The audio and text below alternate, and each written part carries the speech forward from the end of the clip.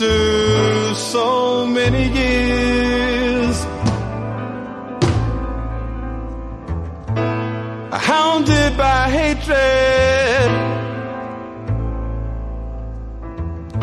and trapped by fear, I'm in a box. I've got no place to go. If I follow my mind, I know I slaughter my own. Help me, I'm the prisoner. Won't you hear my plea? I need somebody, yeah, to listen to me. I beg you, brothers and sisters, I'm counting on you, yeah.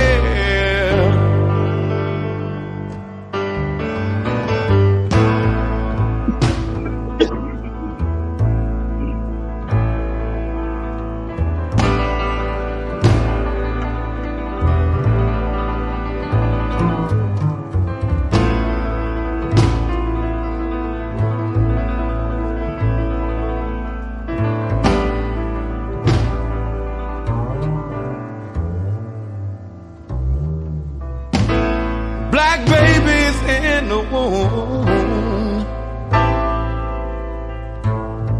shackled and bound, chained by the caveman who keeps beauty down, smacked on the ass when they're squalling and wet, heir to a spineless man who never.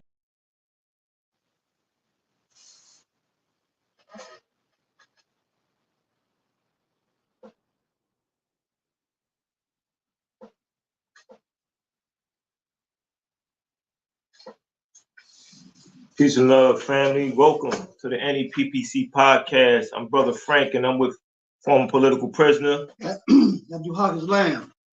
Today we focus on Attica uprising, September 9th of 1971. This is what happened. A very important historical moment because it allows us to understand that there are outcomes that are in our favor when we make a commitment and we sacrifice. So in the Attica riots, the prisoners at the time were overcrowded. There were over 2,000 inmates in the facility. They were being neglected in terms of having their medical needs met and providing the necessary hygiene material to maintain proper hygiene. Racism was rampant. There were a number of issues that was going on for quite some time. People organized. There was leadership. People had a different position within that leadership. There were 10 people who were part of that leadership, and they were all able to organize that uprising that held power at Attica Correctional Facility for 4 days. Very important moment in time because it allows us to understand that it takes sacrifice, it takes a level of commitment to produce the changes that one wants. And in this particular situation, a number of people want it because enough is enough, right? And this came after Black August. It came a number of weeks after the assassination of Jonathan Jackson and George Jackson. So this was the climate in 1971. And it was a time that people said enough is enough. So today's discussion is about the Attica uprising. And let's be clear when we talk about the Attica uprising, because some people would try to take our history of struggle, our history of victories, and rephrase it, use different words so they could make it seem like it wasn't organized. So that's why we have to understand that you have an executive council that was leadership, and you have people who were a part of factions that were part of this leadership, and it's comprised of 10 people. So let's talk about that. Let's talk about what it means. Let's talk about how that needs to be taught in our to our children, which is our future. Brother Abdul Haq Islam. Yeah, peace and love, brothers and sisters. As the character Sonny said in a dark day afternoon, Attica, Attica, Attica. That was, that's a cry that we hear from, now and then, in our streets, and it symbolizes uprising, courage, and history has shown that to bring about changes, people have to make sacrifices which could take away their freedom and indeed could cost them their lives. So when people stand up, they are very conscious of that. And those who do not have the inner fortitude, to make those type of decisions and carry them out, they don't do it. But those who are leadership in terms of a real understanding of what has to be done, they will willingly, put their lives and freedoms on the line. And this is what the Attica brothers did. And as a result, there have been prison reforms, throughout the country. Attica being the example. The New York Department of Corrections looked at the Attica uprising and the demands that the prisoners had made in the horrible conditions that they lived in under racism. Like Frank had mentioned some of the issues such as horrible medical care, terrible food, inadequate visitation, no grievance procedures, overcrowding, and through the like I said, the New York Department of Corrections, through the mass pressure of the liberals, spreading the word of what happened in Attica, and the result of the state took, the force that the state took under the command of Rockefeller, the governor at the time. There was a political force upon prison systems throughout the country to make certain reforms.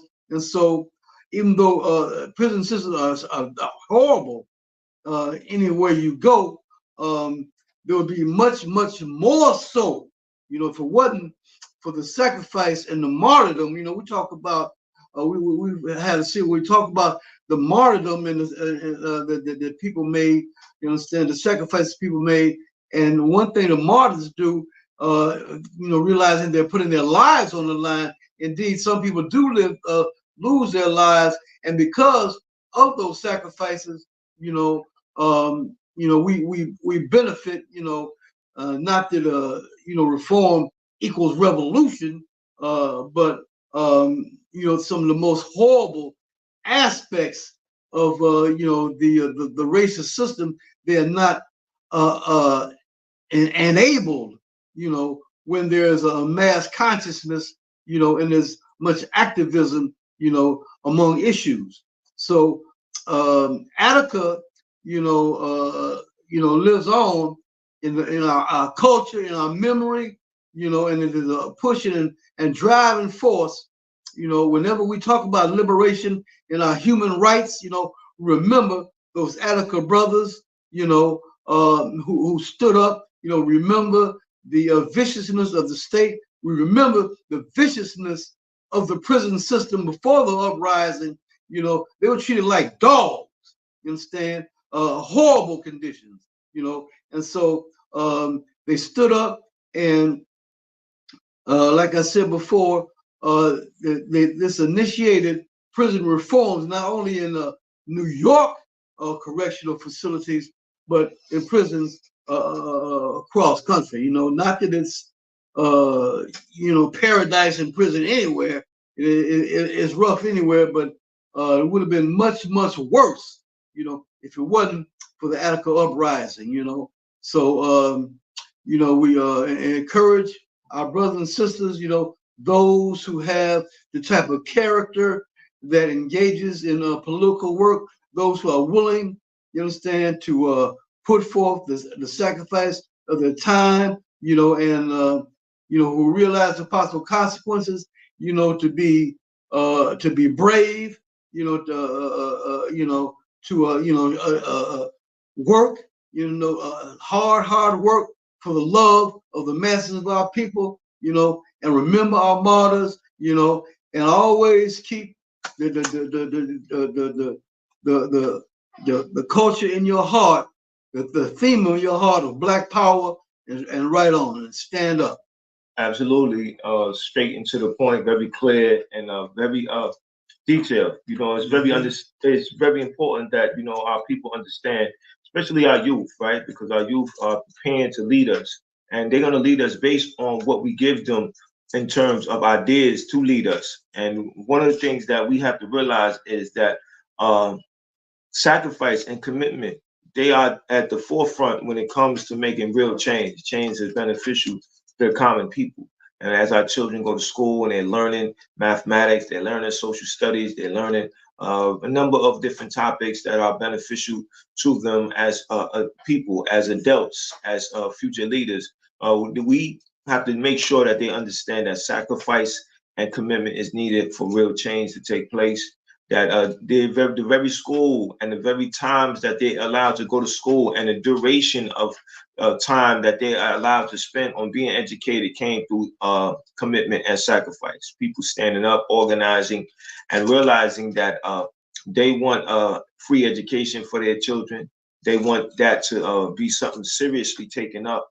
And I think that is very important because when you don't understand what it takes to make real change, then you start not really dealing with politics the way you need to be dealing with them, which is very seriously and being very active, holding yourself personally accountable for what you participate in and making the time to participate. Because that exactly is the example of the Attica uprising, right? It wasn't a riot, it was an uprising. It was organized, it was detailed, demands were met, and demands were laid out because that was what was happening at the time. They were not being given what they needed. They were being treated like animals, and they didn't want to accept that any longer. And the situation came to a boiling point, and they said, enough is enough, and this is what we're going to do about it, and we're willing to take this as far as we can take it. And this was an example for those generations that would come after. I was born in 73 and this happened in 71. So I now have to look at life that was in the making for me, right? A better life, because we complain about our jobs, we complain about the subway systems, right? But in order for us to have what we have at this current time, organized action took place. People were very serious and they were committed to creating a situation that's currently what it is now, right? Of course, we have to fight for more improvements. We have to fight for anything that we want in terms of the level or degree of quality we're receiving. That comes to organized action, that comes to making a commitment, that comes to being focused, right? Paying attention to detail, what happened, who did what, who played what position, and how far were they willing to go, and how committed they actually were to this particular idea. And that's why when we study the Attica uprising, we're actually dealing with that. We're dealing with an examination of concrete conditions, an examination of how you deal with those concrete conditions, who's in control of what, and for how long has this situation existed, and why it has existed for so long. Obviously, it exists for so long because the confrontation with the current situation has not been that intense.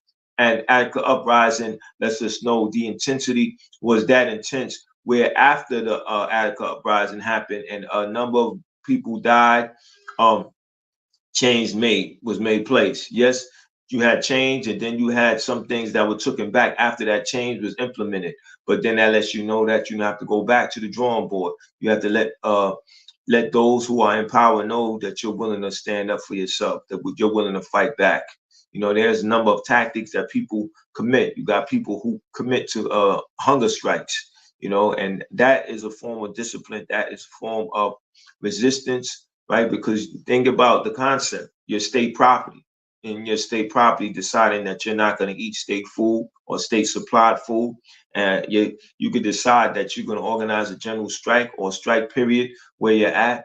And that is resistance. That is confronting a condition that you don't want to exist anymore. So you're doing what you need to do. You're making that sacrifice. You're getting involved.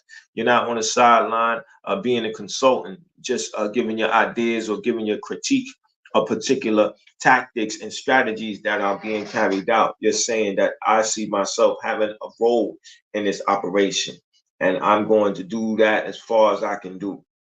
And this is when we study the Attica uprising. We're studying science in play. So when our children are studying social studies, we let them know, listen, in September 9th, right, 1971, there was an Attica uprising. Why did that happen?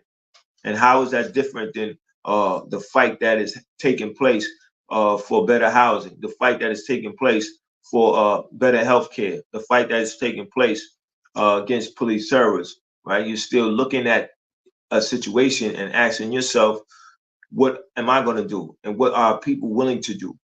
Now, some of you viewing this may ask yourself, what does this episode or what does this Attica uprising have to do with political prisoners? Well, these are the same type of people that we're talking about, people who are willing to put it all on the line, who are willing to make a commitment and a sacrifice for a change.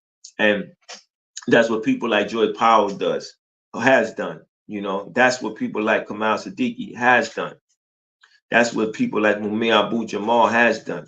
That's what people like Imam Jamil Al-Amin has done and is doing in terms of standing up and fighting and being strong for their supporters. Joy Powell let us know what's going on in her prison facility, and she's a voice for the voiceless, and we got to respect that, and we got to do what we need to do to make sure that she knows she's not forgotten, because that's one of the things that we can't do. We can't undermine our victories by forgetting about them and forgetting to talk about them, to have ongoing discussions. Around this time last year, we talked about Attica uprising. And that's what we do on this podcast. We look at historical events and we put it in the context of political prisoners, because we want our viewers to know that political prisoners need to be talked about on a regular basis. They need to be directly implemented in whatever political struggle that is happening, because all we're talking about is the relationship between people and power when we talk politics. So that deals with everybody, every man, woman, and child that's living in a particular society that is curious about what's going to happen tomorrow, because they know what's happening today. So, Brother Abdul Haq Islam, yes, sir. Were you incarcerated with anybody who was a part of the Attica uprising or was in Attica during that time? No, I wasn't. I didn't encounter any of those brothers, but you know, I encountered some political people. You know, for example, Noah Washington, Black Liberation Army political prisoner. You know, and a few other folks. You know, and like you said, the relationship between political prisoners and prisoners of political consciousness. You know, those who become politicized while in prison. You know, these are people that we recognize also. You know, George Jackson is an example of that. You know, he was incarcerated. You know, for a crime, act of a crime. You understand? But during prison, through study, you know, he became politicized. You know, and the Attica brothers, you know, they also were prisoners of political consciousness, in that they realized that in order to change their conditions, they had to rise up, you know, and the consequences of them rising up was some of them were convicted of criminality and some lost their lives, you know. And when we study history, we see, you know, a pattern in history that, you know, advances are made, you know, in the human race by people making these type of commitments and these type of sacrifices, you know.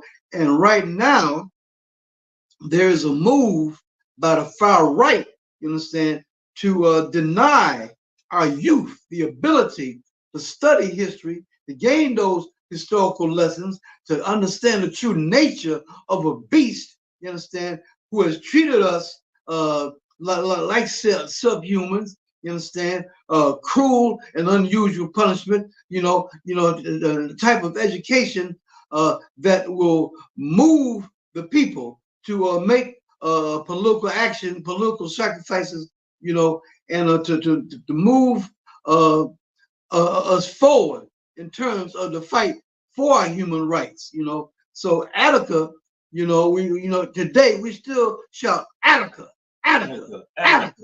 You understand? And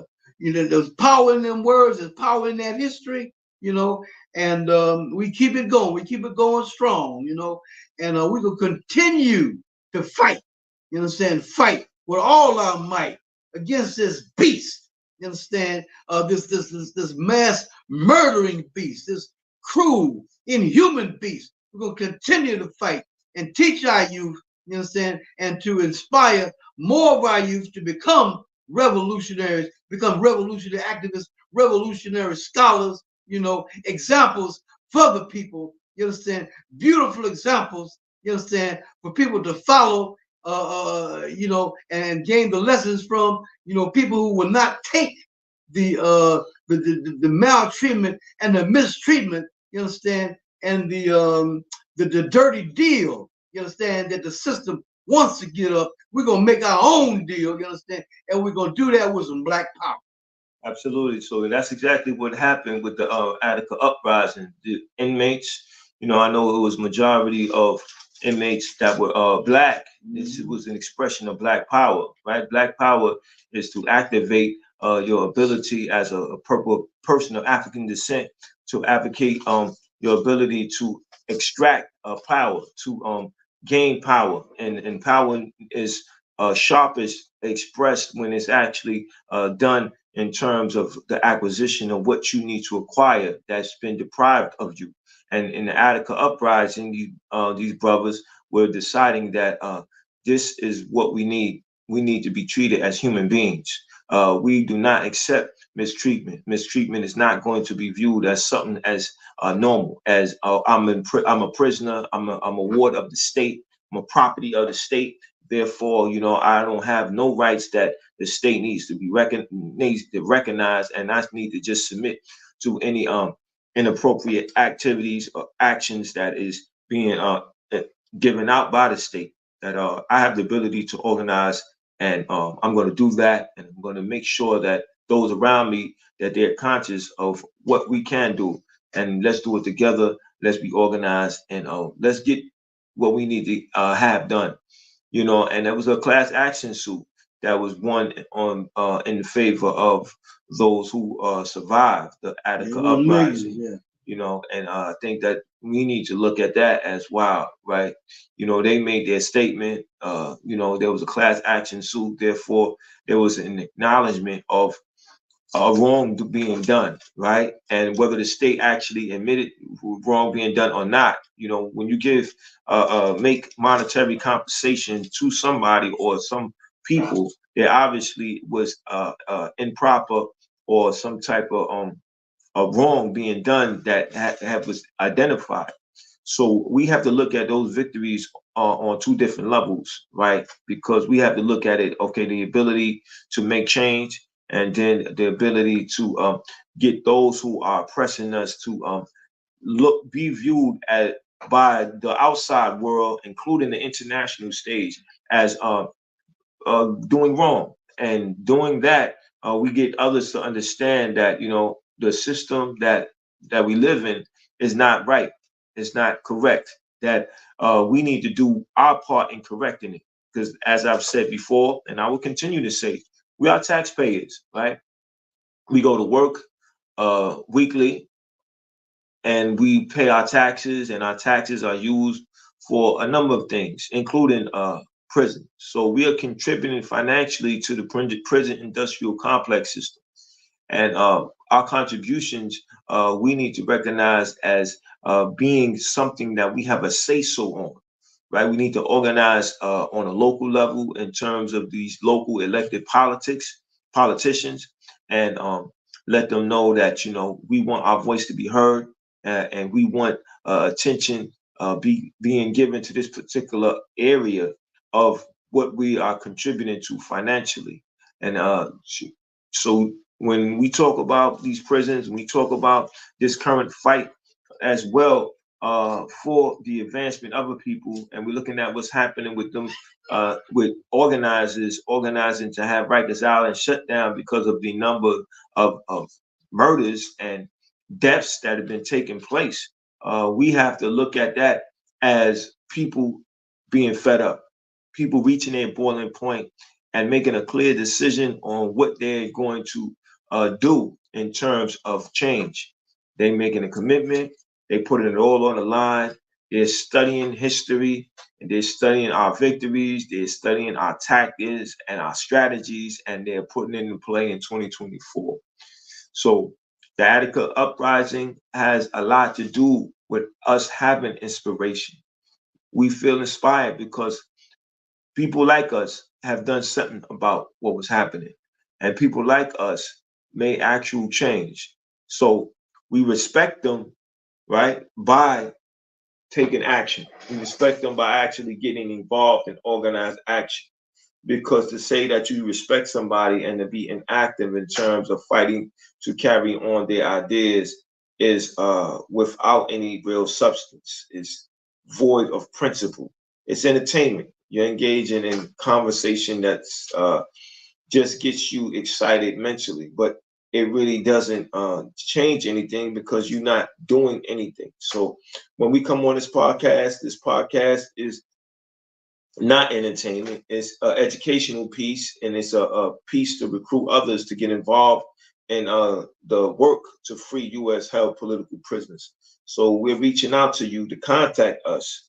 We always provide our contact information. I'll put it again shortly. If you're viewing right now, we ask that you share our podcast with others so that our platform could grow, so the ideas can be amplified, so that U.S. held political prisoners will know or will be known to those who are viewing continuously, and that we realize that, you know, let's take one step. You know, I'm talking to those who viewing for probably for the first time, or even those who view a number of times and did not make up the decision yet to write to a political prisoner. If you do that one action, you are actually committing, making a commitment to being involved in an action to free U.S. held political prisoners. You're saying that this person is not forgotten, that this person is worthy of your time, that this person needs to be respected on the level of anybody who is courageous enough to fight against the system. Brother Abdul Haq Islam, you know, as the school year comes, which is tomorrow, you know, what role should the Attica uprising play in a child's education? Well, the uprising serves as an example of the righteous way to be. You know, don't be no coward. You know, don't be no crawling on the ground. You know, licking boots. You know, stand up. Be a stand-up human being. You know, and the participants in the Attica Rebellion, I meant to mention the name of some of the leadership.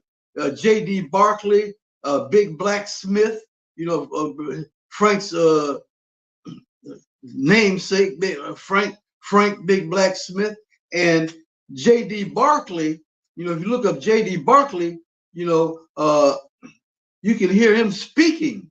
You know, so not only do we have the words of the print printed words, you know, of liberation and fight for rights, but you have that whole spirit, you understand, captured in the voice and the video imagery of J.D. Barkley, you understand, talking about the uprising. He is a brother that lost his life during the uprising, you know. So we talk about people putting their lives on the line. There's a certain type of personality. These folks had a certain type of vision, you know, a certain type of character, you know, and this character comes through, you understand, in the speech given by J.D. Barkley, you know, which is online, you know, so you can look it up, you know, and you know, always remember Attica in your heart and soul, you know. You know, those who are falsely incarcerated, those who are attacked by the cops, those who have had run-ins with the system, you understand, and treated unjustly. You know, remember the role of you know, being politically active. You know, and the results that result from your activity to benefit yourself and your loved ones, you know, the Black people and humanity in general. Absolutely, my brother. It's very important that we continue to have these very powerful, intense discussions, because this is the way in which change occurs, right? The Attica uprising was about people doing something for themselves and realizing that the situation, if they didn't fight, it would only get worse. Imagine, you know, if somebody told you you would probably have a roll of toilet paper for 1 month. That's and just imagine how you supposed to live like that, and what's gonna be your response if they could do that to you one time. Imagine what other things that they're gonna do to you. They're gonna even have less respect than they currently have for you, because you're not standing up for yourself. So, brothers, sisters, comrades, those involved in the struggle, if you're not doing enough, do more. If you're doing enough, challenge yourself to even do more. Think about the quality of your work. Is it helping? Is it hurting? Just challenge yourself, because we all got to do that on a day-to-day basis. And it's not easy, but you know, looking at people you love suffer is a whole lot worse, is a whole lot harder. So let's put up a fight, and let's not let our political prisoners die in prison. Let's organize to bring them home. So with that, we're going to shut it down. I just want to say that this is the 4th of September, and we are very, very close to the day of the uprising, which is from the 8th to the 15th. And so there's certain... The 9th to the 12th. The 9th to the 9th to the 12th. You know, this is the 4th. And, you know, every year we have certain days that we remember certain incidents, you know, just like they say Memorial Day, the 4th, where you a daggone lie, you know, and they look back on history. So this is a day every year that our people can look back on history and study those lessons, refresh the meaning of those lessons. They become more profound, you understand, in our being, you understand, become fresh, you know, and we can teach these lessons every year around this time of day. So let's make it a practice that every day around this time of the year, you understand, that we remember Attica. What's the call? Free them all. What's the call? Free them all. What's the call? Free them all.